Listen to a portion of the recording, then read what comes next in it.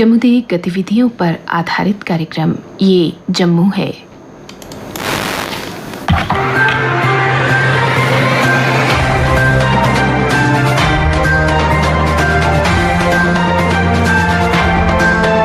श्रोताओं नमस्कार, कार्यक्रम ये जम्मू है में आप सबका स्वागत है। आज के अंक में शामिल है, आज लोकसभा चुनाव के दूसरे चरण के मतदान हुए शुरू। दुनिया भर की तरह कल जम्मू में भी मनाया गया विश्व मलेरिया दिवस। जिला उधमपुर के एक सामाजिक कार्यकर्ता ने तहसील पंचैरी और मोंगरी के लोगों की समस्याओं को किया उजागर। कल एसएसपी ट्रैफिक जम्मू द्वारा की गई पत्रकार वार्ता। और श्रोताओं, जिला रामबन के एक समाज सेवी ने अपने इलाके की परेशानियों को रखा सरकार के समक्ष। पर सबसे पहले अपनी बात।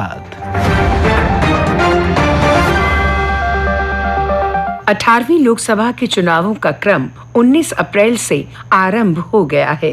देश के 21 राज्यों व प्रदेशों की जिन 102 सीटों के लिए इस पहले मरहले में वोट डाले गए, उनमें हमारे प्रदेश की एक सीट शामिल थी, उधमपुर सीट। खुशखबरी ये है कि वोटिंग के दिन भारी बारिश के बावजूद मतदान 68% से अधिक रिकॉर्ड किया गया। एक और खुशनुमा बात ये सामने आई कि कहीं पर भी ना कोई लॉ एंड ऑर्डर की कमजोरी रही और ना ही सुरक्षा में कोई कसर। सब कुछ पीसफुल। उधमपुर संसदीय क्षेत्र कठुआ से लेकर किश्तवाड़ तक 5 जिलों में फैला हुआ है और इसमें 18 असेंबली हलके हैं। लिहाजा दाद दी जानी चाहिए वोटरों को, जो खराब मौसम के चलते भी भारी संख्या में मतदान केंद्रों पर पहुंचे और बगैर किसी भय या दबाव के अपने संवैधानिक अधिकार का प्रयोग किया। अब मतदान का अगला फेज 26 अप्रैल शुक्रवार को है। इसमें प्रदेश की जम्मू रियासी सीट पर मतदान होगा। प्रशासन द्वारा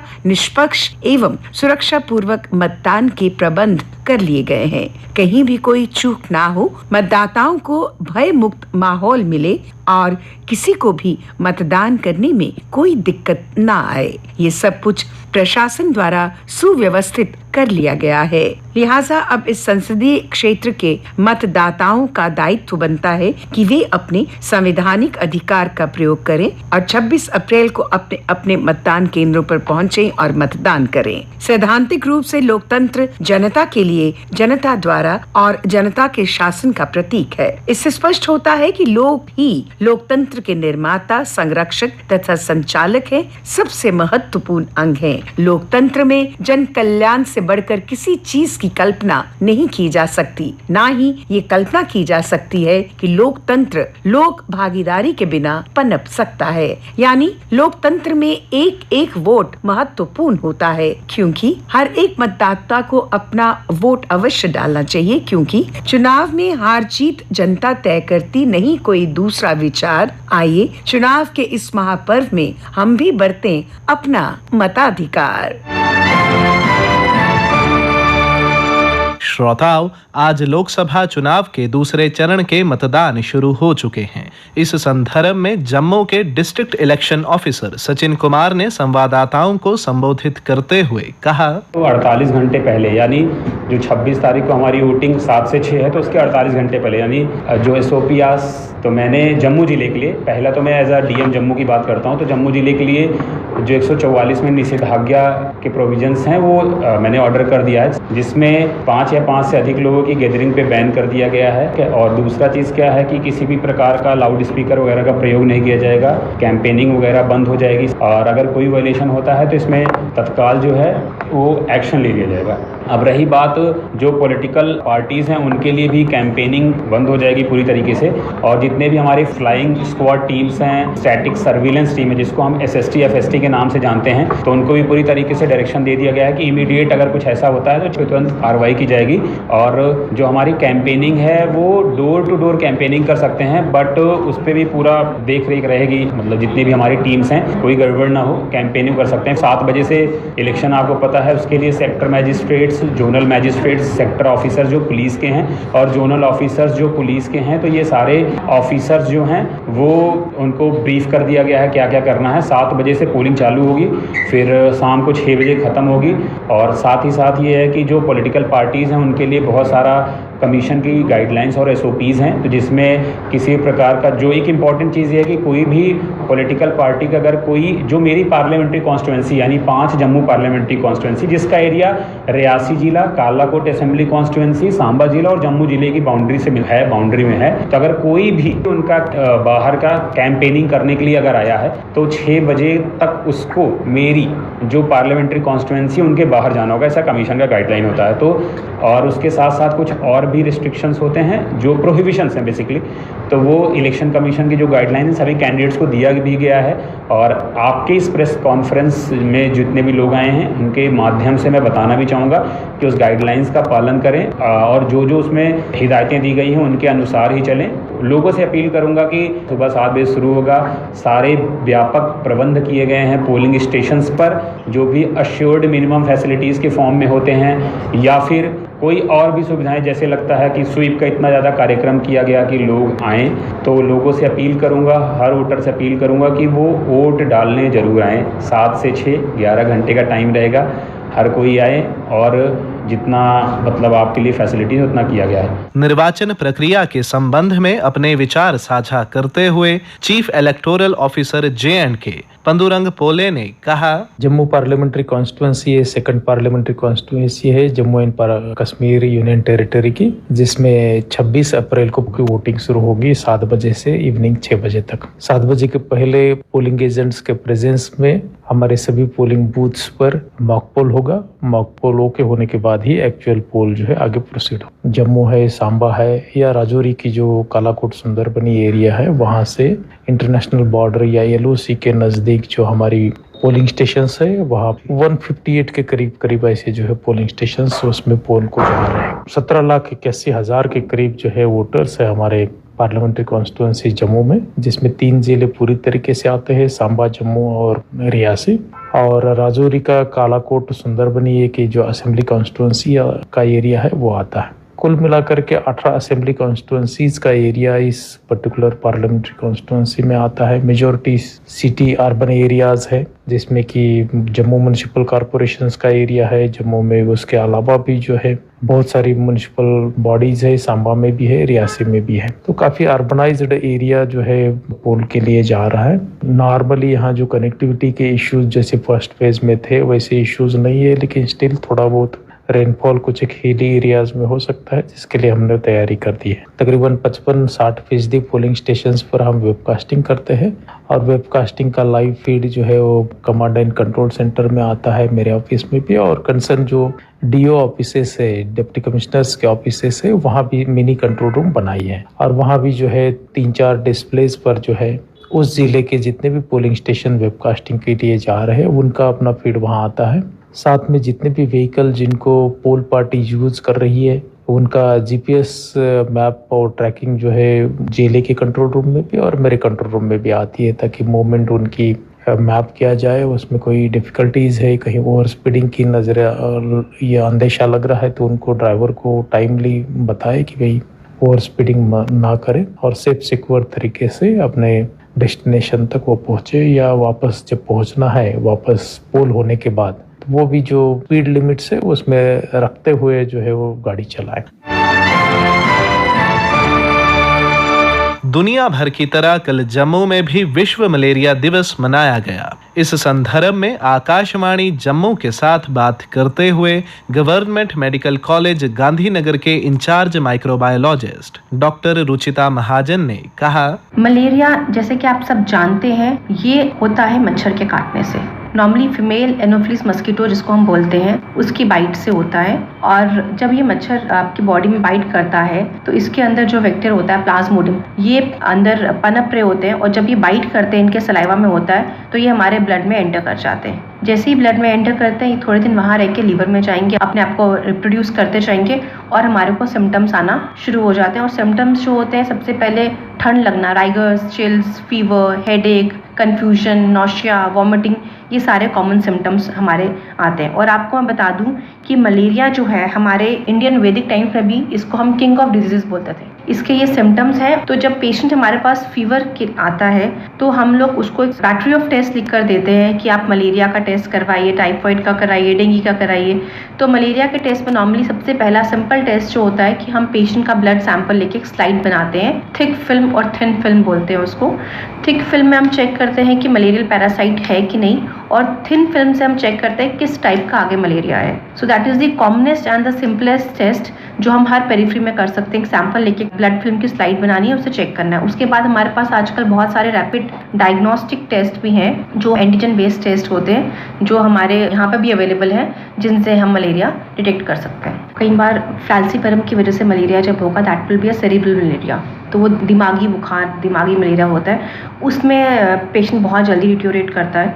सो that time if we require कि उसको सेरिब्रल मलेरिया है और ब्लैक वाटर फीवर या वैसे सिम्टम्स आ रहे हैं या कुछ है, देन हमें होता है कि हमें ICU या वैसा फैसिलिटीज़ चाहिए। But that is not, falciparum is not common in India. Test are also available here. हमारे पास ब्लड फिल्म बना के हम डायग्नोज करते हैं, रैपिड डायग्नोस्टिक टेस्ट भी अवेलेबल हैं। और अगर आप PCR बोलेंगे, PCR is not very recommended in malaria.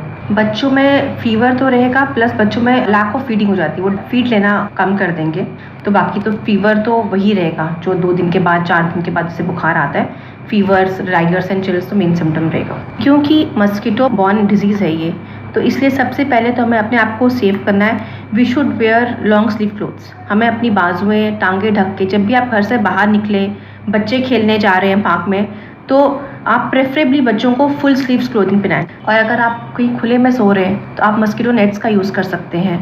और जो हमारे ये स्प्रेज हैं, इंसेक्टिसाइड स्प्रेज हैं, उनको यूज़ करके भी आप अपने आप को प्रिवेंट कर सकते हैं। तो बेस्ट मेजर्स यही हैं, स्प्रेइंग मेजर्स हैं और net measures plus wearing protective clothing. तो आप प्लीज़ अपने बच्चों की केयर कीजिए। जैसे कि बच्चे सुबह स्कूल जाते हैं, तो अब वो स्कूल में तो फुल स्लीव्स पहन के नहीं जा पाएंगे, तो एटलीस्ट मस्कीटो रेपेलेंट से उनको अप्लाई करके भेजिए। प्लस घर में आप एटलीस्ट फुल स्लीव्स कपड़े पहना सकते हैं उनको। बड़े बुजुर्गों को भी बोलिए कि जब वो घर में से बाहर पार्क में जाते हैं टहलने के लिए, तब भी फुल स्लीव्स कपड़े पहने। और आप जैसे कि हमारे हॉस्पिटल में इंसेक्टिसाइड स्प्रेस यूजली होते रहते हैं, तो आप भी अपने म्यूनसिपैलिटी वालों को बोलकर स्प्रेस करवा सकते हैं। आपको नहीं पता, आपका डॉक्टर आपके लिए बहुत हेल्प कर सकता है, तो आपको उनके कहे अनुसार जैसे वो दवाई बता रहे हैं वैसे कीजिए, तो at least your life will be saved. So अपने आप को पहले ही प्रिवेंट कराओ ताकि आपको मच्छर ही ना काटे, तो आपको मलेरिया ना हो।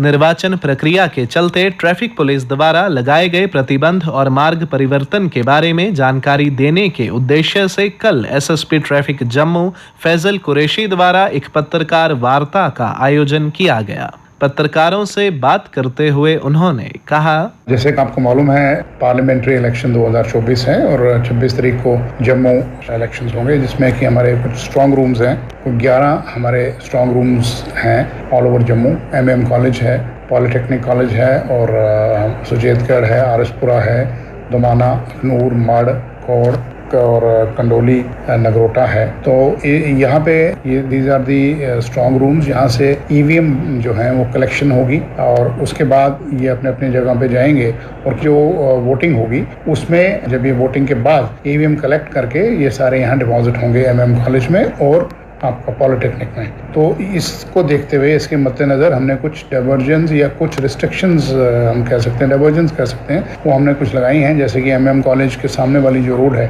और from Vikram Chowk to MM college और Panama Chowk to MM college, वहाँ हम थोड़ी डाइवर्जन रखेंगे, क्योंकि वहाँ हमारी यूनिवर्सिटी में हमने पार्किंग एरिया रखा है।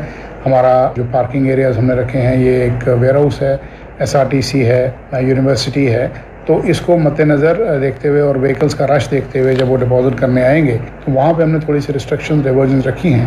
तो उस हिसाब से एडवाइजरी हमने निकाल दी है। जो गांधीनगर की तरफ जाने वाले हैं उनको हम पनामा चौक से ही डाइवर्ट करेंगे टुवर्ड्स गांधीनगर, और इस तरफ MM कॉलेज की तरफ कम से कम गाड़ियों का चलन रहेगा। सिमिलरली जो पॉलिटेक्निक की तरफ है, पॉलिटेक्निक की तरफ भी हमारा काफ़ी होगा और रश होगा गाड़ियों का, और उसकी हमने पार्किंग वेयर हाउस में रखी है। तो हम कोशिश करेंगे कि वहाँ से भी जो गाड़ियाँ गांधीनगर से आ रही हैं उनको हम डाइवर्ट करके 4th ब्रिज या गुजर नगर का जो हमारा ब्रिज है हम वहाँ से लाएं। एमरजेंसी सर्विसेज के लिए रूट ओपन रहेंगे। एमरजेंसी सर्विसेज को कोई रुकावट नहीं है। फायर सर्विसेज, एम्बुलेंसेज, उनके लिए कोई रुकावट नहीं है और वहाँ के लिए रूट्स ओपन रहेंगे। ये जनरल पब्लिक जो है उसको हमने थोड़ा सा डाइवर्ट किया ताकि उनको भी प्रॉब्लम ना आए, और इस तरह का जब हमारी EVMs वगैरह वहाँ से जब शाम की तरफ पहुँचेंगे तो थोड़ा उनको हम डाइवर्जन देंगे। सिमिलरली जो हमारे आउटस्कर्ट एरियाज़ हैं जैसे चक्रोई है, स्कॉस्ट है, और वहाँ हमने एक जनरल एडवाइजरी निकाली है कि जो उस टाइम पे जब हमारा वहाँ पे इलेक्शंस हो रहे होंगे या कलेक्शन ऑफ ईवीएम्स चल रहा होगा तो थोड़ा सा हम ट्रैफिक को रिस्ट्रिक्ट करेंगे।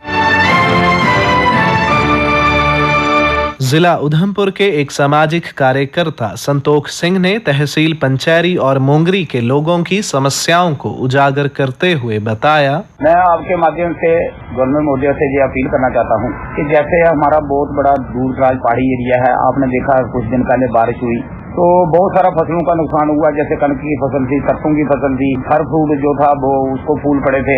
तो ये जितनी जोर से बारिश हुई या ओलावृष्टि हुई इससे बड़ा नुकसान हुआ है। तो मैं आपके माध्यम से ये रिक्वेस्ट करूंगा गवर्नमेंट मोदी से कि कम से कम भी जो दूर दराज के पहाड़ी इलाके हैं, पहाड़ी एरिया हैं जहाँ ऐसी तरह का फसल का नुकसान होता है तो उसकी और जरूर तवज्जो दी जाए। उसके अलावा मैं साथ साथ आपको बताना चाहता हूँ कि बरसात हुई, बरसात की वजह से आपको पता है पहाड़ी एरिया है, इतना दूर दराज एरिया है, तो वहाँ जो रोड का नुकसान हुआ है, रोड का नुकसान होने की वजह से आपको पता हर चीज इफेक्ट होती है। जैसे कोई मटेरियल जाना है किसी के लिए, उसके लिए है, या स्कूलों के लिए है, या हॉस्पिटलों के लिए है। तो मेरी रिक्वेस्ट रहेगी आपके माध्यम से कि खासकर हमारा जो दूर दराज का पहाड़ी इलाका है, जैसे तहसील मोंगरी है, लड्डा है, बसनोत है, कलसोत है, या आगे उसके बहुत सारे एरिए हैं, तो ऐसे ही हमारा पंचायती का एरिया है जैसे चाई है, लौदरा है, गिलियोत है, बदोता है, सदोता है, तो ये इतने बड़े एरिए हैं जहाँ बड़ा नुकसान होता है। मेरी आपके माध्यम से ये अपील है गवर्नमेंट से कि कम से कम भी जो 4-5 हमारी मेन फैसिलिटी है, मेन नीड्स है हमारी, इनकी तरफ ध्यान दिया जाए। तो अभी जैसे बारिश हुई तो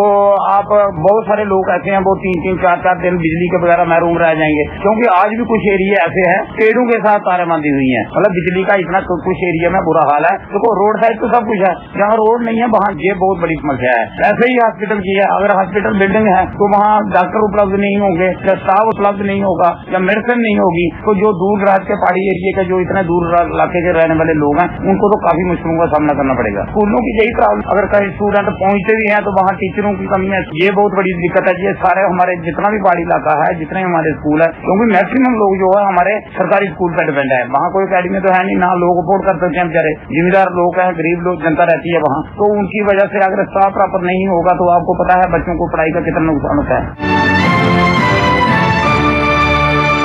लोकसभा चुनाव के सिलसिले में एक वरिष्ठ नागरिक लक्ष्मण दास शर्मा ने आकाशवाणी जम्मू के माध्यम से मतदाताओं को अपील की कि वोट जरूर करें। इस मौके पर उन्होंने कहा, मैं सारे युवा वर्ग के प्रार्थना करना चाहना और सीनियर साथियों के हम उभर के अज हर साल पर्व जेह्ड़े ने वो कई बारी साल का एक बारी आंदा, कई बारी 2 बारी आंदा। ये जेह्ड़ा पर्व साढ़ा शुरू होता है, ये पर्व जेह्ड़ा 5 साल बाद होंदा ते 5 साल तक दे आशक नहीं हुंदी कि अगला वोट भी पाई सकदे। लेकिन मेरी 88 साल उम्र है, कितने बारी वोट पाया उन्होंने कदे मिस नहीं किया। तो मैं सारे की ये प्रार्थना करूंगी इसी तुझे मिस नहीं करना, इसी मतलब आलस नहीं करना कि फौरन ये इसी कास्ट करना है, क्योंकि ये वास्ते असें सारे लोग मिलिए सैकड़े साल प्रयास किया, अपनी कुर्बानियां दित्तियां सारे जेह्ड़े पुरख है इस वोट की खातर, हिंदुस्तान की आजादी की खातर, हिंदू मुस्लिम सिख ईसाई जितने भी लोग है सारे इकट्ठे मिलिए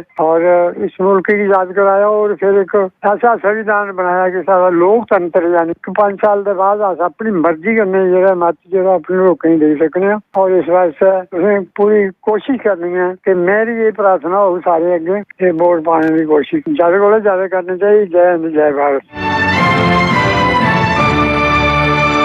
और श्रोताओं, जिला रामबन के एक समाज सेवी अरफाज अहमद ने अपने इलाके की परेशानियों को सरकार के समक्ष रखते हुए बताया, डिस्ट्रिक्ट रामबन में अभी भी हेल्थ फैसिलिटीज की अगर हम बात करेंगे, हेल्थ फैसिलिटीज जो है वो अभी भी कहीं ना कहीं, अगर हम मेन बाजारों की बात करेंगे तो वहाँ पे थोड़ा बहुत देखने को मिलता है। वहाँ पे भी जो इंफ्रास्ट्रक्चर है उसकी बहुत कमी देखने को मिलती है। PSC सेंटर्स खोले गए हैं, डॉक्टर्स वहाँ पे नहीं मिलते हैं, आपको इलाज वहाँ पे प्रॉपर नहीं मिलता है, और रोड न होने की वजह से अभी भी लोगों को जो है पेशेंट्स को पीठ पे उठा करके जो है वो रोड तक पहुंचाना पड़ता है। वहां से फिर एम्बुलेंस जो है वो आती है, उसके बाद उसको कहीं हॉस्पिटल पहुंचाया जाता है। काफी बार जो है लोगों की जानें जो है वहाँ पे गई हैं। अगर हम बात करें आमा दर्द खौड़ा रोड की हम बात करेंगे तो वहाँ से रोड न होने की वजह से लोगों को 2-4 होना पड़ता है।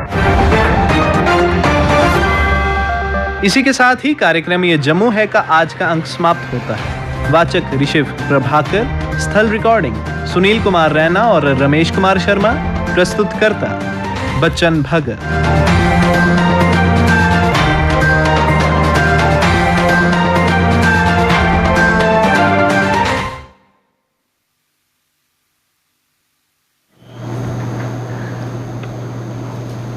उन्हें तो सुना दे कार्यक्रम ये जम्मू है।